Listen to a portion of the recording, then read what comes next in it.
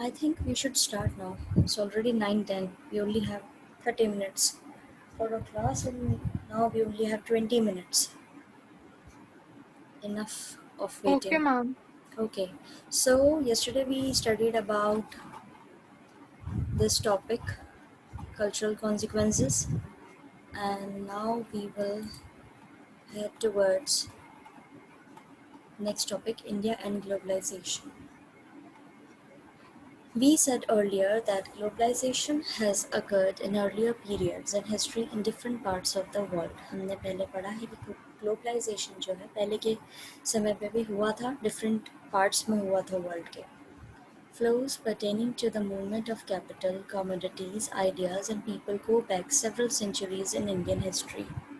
अब जो flow होता था उस समय भी वो कहाँ कहाँ होता था? कैपिटल, कमोडिटीज़, आइडियाज़ और लोग बाग जो हैं वो एक जगह से दूसरी जगह जाते थे. इंडियन हिस्ट्री की बात है ये, पहले जो हिस्ट्री में हुआ करता था उस ग्लोबलाइजेशन के बारे में बताया गया है.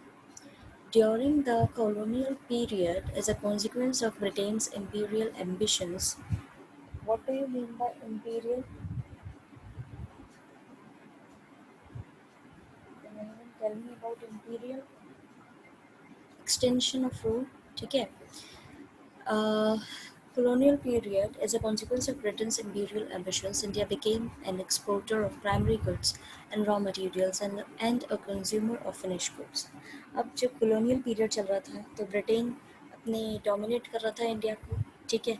अब वहाँ पर इंडिया जो है तब उस समय क्या बन गया था, वो एक्सपोर्टर बन गया था प्राइमरी गुड्स का, कच्चे माल रॉ मटेरियल का, और एक कंज्यूमर बन गया था फिनिश्ड गुड्स का. यहाँ से कच्चा माल ज़्यादा ज़रूर था वहाँ पर और वहाँ से बन के आता था, तो यहाँ पर ज़्यादा प्राइस पे वो बिकता था. After independence, because of the experience with the British, we decided to make things ourselves rather than relying on others. जब हमारा इंडिपेंडेंस मिल गई हमको, तो अब हमारा जो एक्सपीरियंस क्योंकि ब्रिटिश के साथ में ख़राब रहा था, तो हमने डिसाइड किया कि अब हम अपनी चीज़ें खुद बनाएंगे और हम किसी और पे डिपेंड नहीं रहेंगे, ठीक है. We also decided not to allow others to export to us so that our own products could learn to make things. हमने ये भी डिसाइड किया कि हम बाहर से कुछ नहीं मंगाएंगे और खुद के प्रोडक्ट्स जो हैं किसी को देंगे भी नहीं, ठीक है. इससे सब जो है अपना काम अपने आप से करेंगे. This protectionism generated its own problems. अब ये जो प्रोटेक्शनिज्म था, यानी ये जो अपने आप को प्रोटेक्ट कर रहे थे सब तरीके से, उसकी अपनी प्रॉब्लम्स निकल के आई. क्योंकि कोई भी चीज़ जब हम करते हैं तो उसमें कुछ ना कुछ फ्लॉज तो होते ही हैं, ठीक है. तो उसी तरह यहाँ पर भी कुछ ना कुछ प्रॉब्लम्स निकल के आई रही थी. While some advances were made in certain arenas, critical sectors such as health, housing, primary education did not receive the attention they deserved. और जो बाकी एडवांसेस थे यानी कुछ और एरियाज यानी डिफरेंट एरियाज जो थे जहाँ पर हमारा ध्यान जाना चाहिए था, वहाँ पे हमें डेवलपमेंट करना चाहिए था, वो नहीं हम अपना ध्यान वहाँ पे दे पाए, सिर्फ इसी पे फोकस करके रह गए. अब कौन से सेक्शंस थे जिन पे हमने ध्यान नहीं दिया, वो था हेल्थ, हाउसिंग, प्राइमरी एजुकेशन. इनको हमारा प्रॉपर ध्यान नहीं मिला, प्रॉपर अटेंशन नहीं मिला. India had a fairly sluggish rate of economic growth. India में जो है क्या है, फेयरली क्या रेट थी इकोनॉमिक ग्रोथ की, बहुत ही स्लगिश, बहुत ही स्लो थी, ठीक है. Then in 1991, responding to a financial crisis and to the desire for higher rates of economic growth, India embarked on a program of economic reforms that has sought increasingly to deregulate various sectors, including trade and foreign investment. अब 1991 के अंदर क्या हुआ था, India में और एक financial crisis मतलब जो चल रहा था उसके ऊपर उन्होंने रिस्पांस दिया अपना, और डिज़ायर करी यानी इच्छा हुई इनकी कि अब इकोनॉमिक ग्रोथ करनी चाहिए, उसकी रेट्स बढ़नी चाहिए. फिर इंडिया ने एक प्रोग्राम जो है वो मार्क किया था उस समय इकोनॉमिक रिफॉर्म्स के लिए, ठीक है, जिससे ये जो डी रेगुलेशन चल रहा था कुछ सेक्टर्स के अंदर, ट्रेड और फॉरेन इन्वेस्टमेंट के अंदर जो डाउनफॉल चल रहा था, उसको इम्प्रूव करने के लिए उन्होंने एक रिफॉर्म बनाया, ठीक है. While it may be too early to say how good this has been for India, the ultimate test is not high growth rates as making sure that the benefits of growth are shared so that everyone is better off. ये कहना बहुत ज़्यादा जल्दी हो जाएगा कि जब हमने देखा कि how good this has been for India, कि इंडिया के लिए कितना सही रहा है। अल्टीमेट टेस्ट तो तभी होता है ना जब आपकी ग्रोथ रेट इम्प्रूव हो रही हो, आपको फ़ायदे जो मिल रहे हैं उससे भी आपका इम्प्रूवमेंट हो रहा हो, और सब तरफ यानी हर फील्ड के अंदर जो है इम्प्रूवमेंट आया हो। I think okay, then we have this resistance of resistance to globalization. We have already noted that Ma'am, globalize yes, excuse me, ma'am. yes. Ma'am, Yashashvi is trying to enter in the class. Actually, I have accepted everyone's request, but there is no name of यशस्वी। मैंने सबको accept कर yes लिया ma'am, है, but उसके उसने आ नहीं रहा यहाँ पे अभी किसी का। सिर्फ चार बच्चों के नाम है, अनुष्का, आशा, रैना और Ruheen. Ma'am, she is trying. बेटा, there is no Okay, option ma'am. Coming. I don't know. Ma'am Okay, ma'am. Saloni No, is ma'am, she also is trying. asking. Please tell her to again log in, because there is no name. Okay, ma'am. Okay, so then resistance to globalization.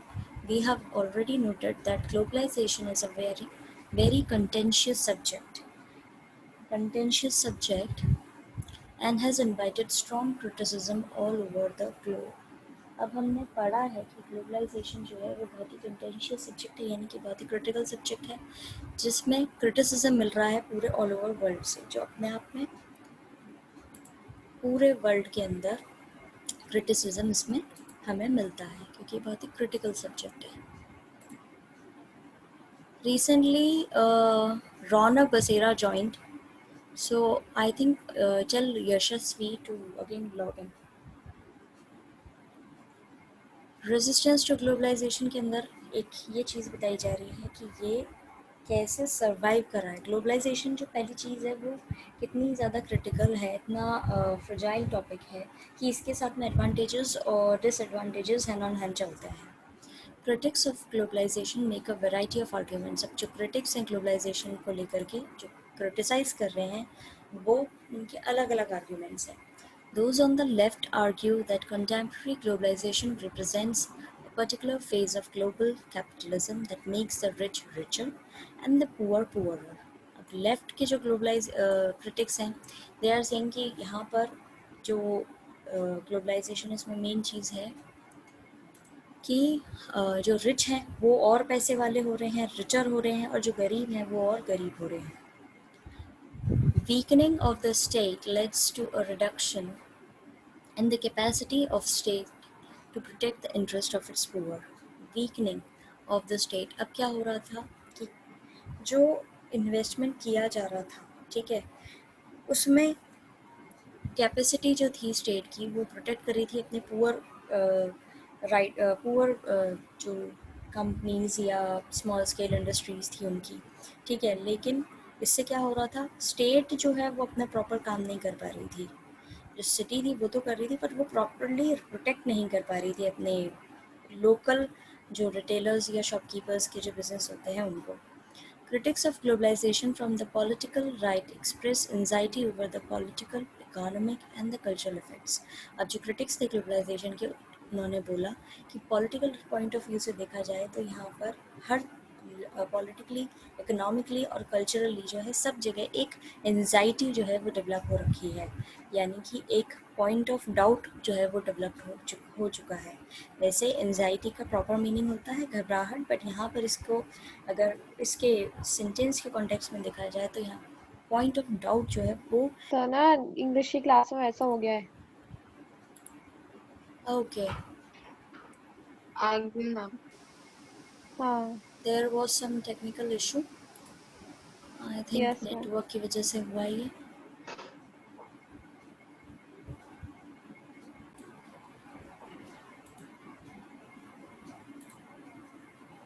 Yes ma'am.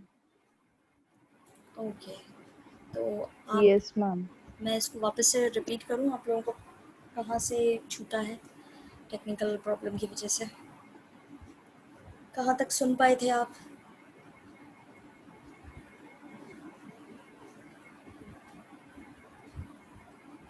The resistance to globalisation का topic start हो गया था, इसको आप कहाँ तक सुन पाए थे?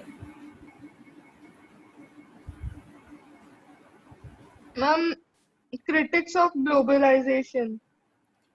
चलो कोई प्रॉब्लम नहीं। Critics of globalisation makes a variety of arguments, ये एक अलग अलग तरह के आर्ग्यूमेंट्स देते हैं ग्लोबलाइजेशन को क्रिटिसाइज करने के हिसाब से। Those on the left argue that the contemporary globalisation represents a particular phase of global capitalism that makes the rich richer and the poor poorer.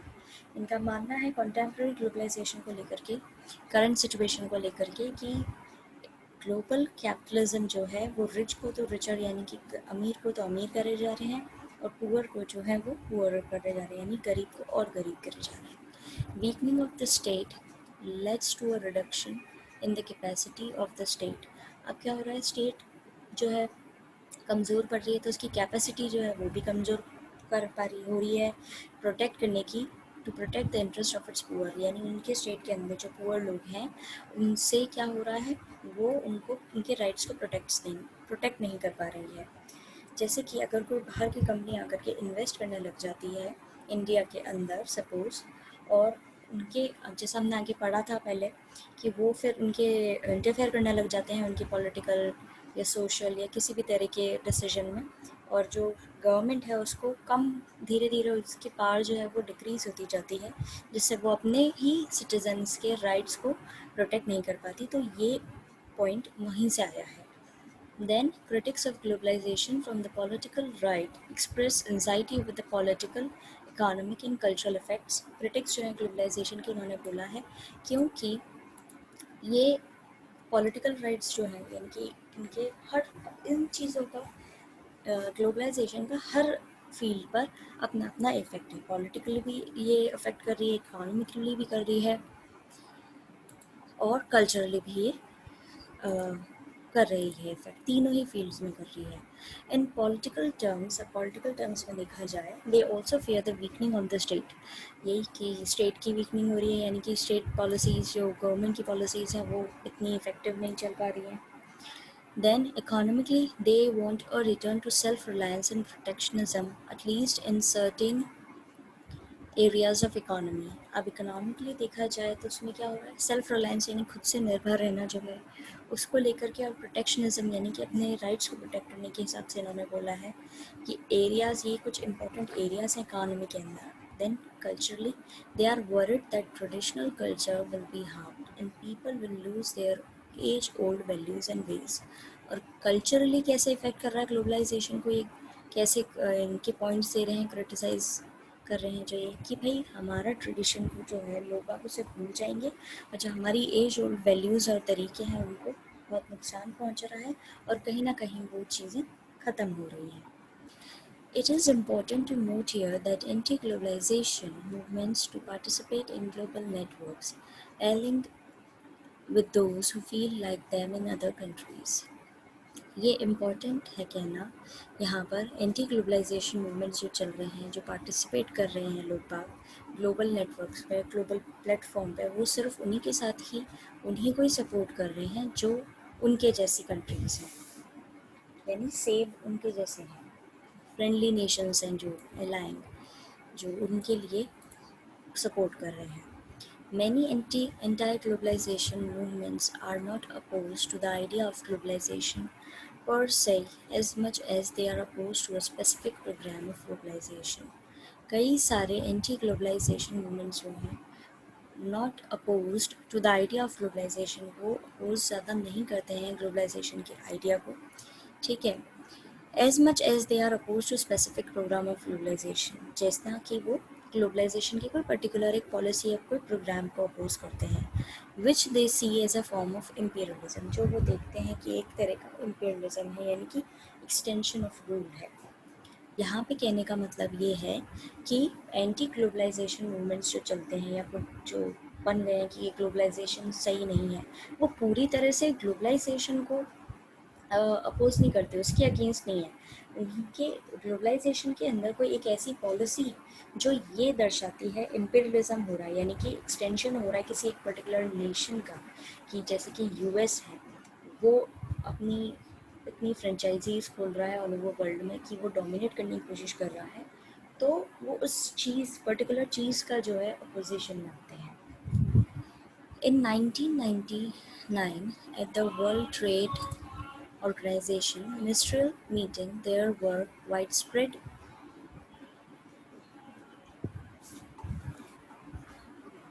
protests at Seattle alleging unfair trading practices by the economically powerful states.